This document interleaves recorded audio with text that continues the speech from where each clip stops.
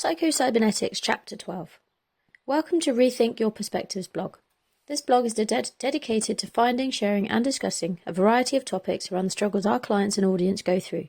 Each episode we will discuss a key concept that many humans struggle with and give you a variety of perspectives for you to see the concept through, so you can find one that makes it feel easier to deal with. We hope that you get some benefit from these blog posts, and we would love to hear your thoughts. Don't hesitate to like, share and comment at the links. This instalment features a book which was first suggested to me in several of the Thinking into Results lessons created by Bob Proctor and Sandy Gallagher at the Proctor Gallagher Institute, as well as in many of the live calls, mentoring sessions and other videos that I have been watching during my journey, and is one that I highly recommend on all of my own live sessions. As an aside, Thinking into Results is a life-altering program that opens your mind to the limitless possibilities you have within you. Using 12 lessons ranging from adjusting your self-image through leadership qualities and praxis to the knowing-doing gap, this program is designed and proven to change your life in every way, in your relationships, finances, careers, well-being and many other areas of your life. Get in touch if you want to know more about this program. Psycho-Cybernetics is a truly revolutionary book. Considering it was first published in 1960, it is astounding to me that it has not become a key text in schools around the world, as the information contained within would make every single human a better and more productive person, not only for the good of our species, but for them as individuals as well. The book is available in most good bookshops, online and in person, and I highly recommend you get yourself a copy if my write-ups resonate with you. I hope they do the book justice, but they are only small snippets. Stay tuned for my reviews over this week and all previous weeks as I repopulate and update these blog posts which were originally written in 2022. My version of the book has space for reflection on each of the chapters, so I have included my thoughts at the bottom of each of the chapter summaries. Chapter 12. Do-it-yourself tranquilizers that bring peace of mind. Chapter 12 of Psycho-Cybernetics by Dr. Maxwell Maltz is all about creating your own tranquilizers to bring peace of mind. Imagine having a special power to calm yourself down whenever you feel stressed or anxious. That is what this chapter is all about.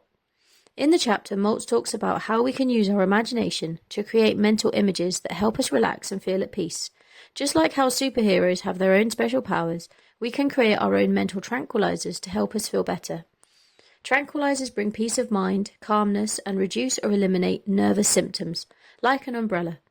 Humans are not sure how they work, but we know why they work. They work at reducing nervousness and bringing calm because they greatly reduce or eliminate our own response to outside stimuli. We recognize the stimuli that would normally stimulate our nervous response, but we don't respond. Why do we need tranquilizers? We all have programming that responds to cues or triggers, such as a ringing phone, but we can choose not to answer. We're still aware of it, but we can choose not to obey or respond to it.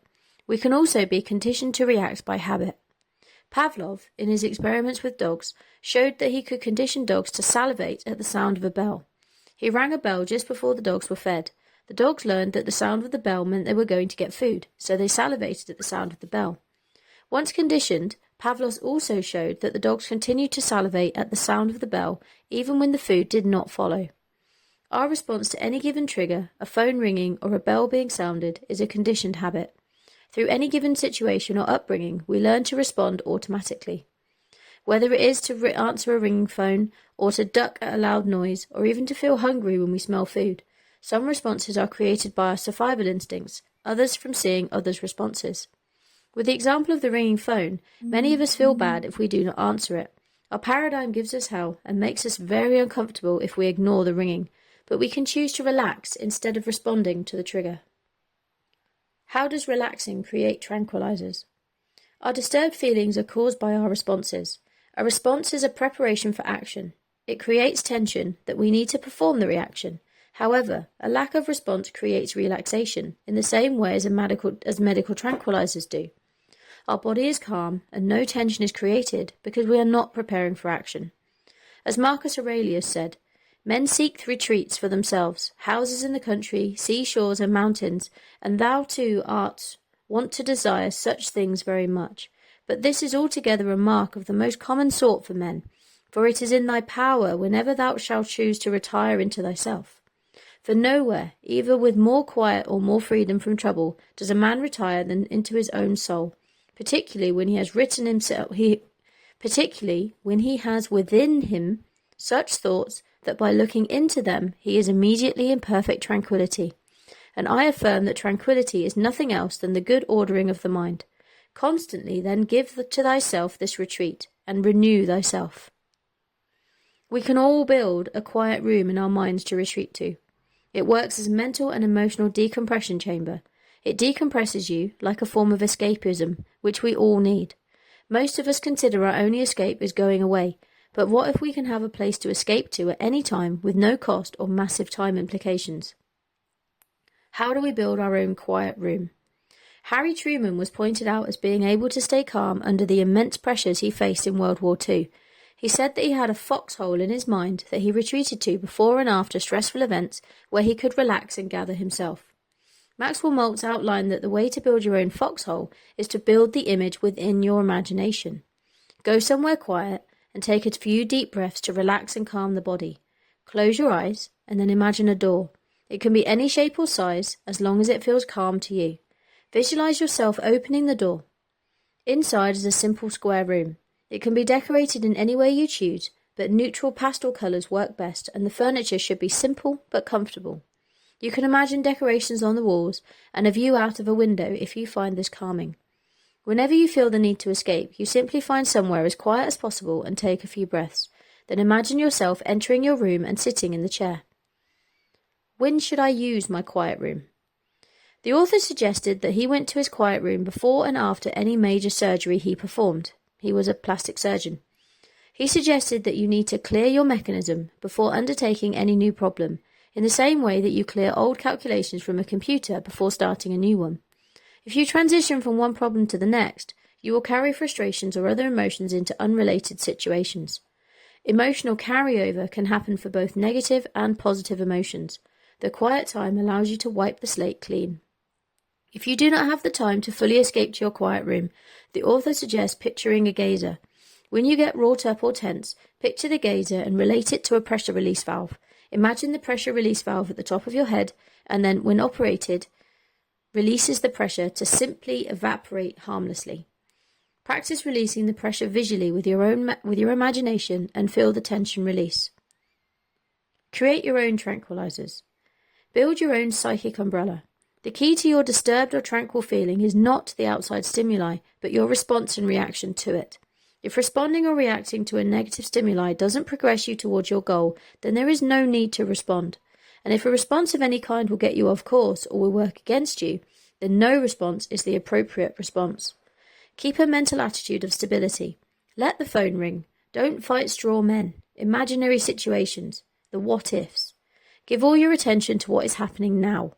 This can be hard at first, so to start with you should practice delaying the response, instead of trying to stop it altogether. Start by delaying it. Using the ringing phone as an example again, instead of answering it straight away, decide that you will check and respond to it in 2 minutes. This will cause discomfort the first few times, but the more you practice doing it, the easier it will become. Eventually, you won't even respond to the ringing phone unless you choose to.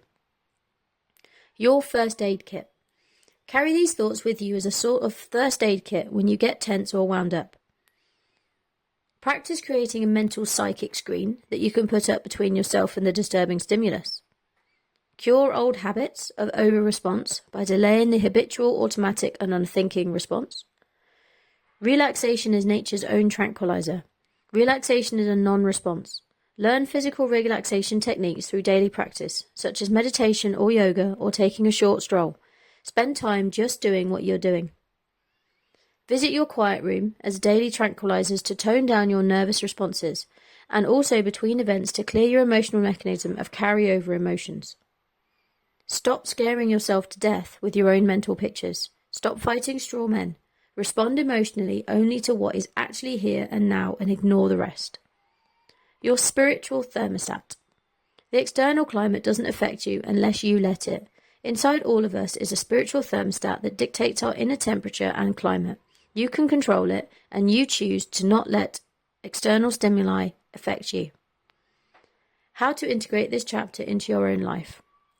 One tip from the chapter is to imagine a peaceful place where you feel happy and safe. Could be a beach, a forest, or even a cozy room in your house. Whenever you start to feel stressed, close your eyes, picture yourself in that peaceful place. Take deep breaths and let yourself relax. Another tip is to use positive affirmations. These are like magic words that can boost your confidence and make you feel better. You can say things like, I am calm and in control, or I can handle anything that comes my way. Repeat these affirmations whenever you need a mental boost. By practicing these techniques regularly, you can train your mind to be more peaceful and resilient. Just like how athletes train their bodies to be strong, you can train your mind to be calm and focused. So the next time you feel stressed or anxious, remember that you have the power to create your own tranquilizers. Close your eyes, imagine your peaceful place, and repeat your positive affirmations.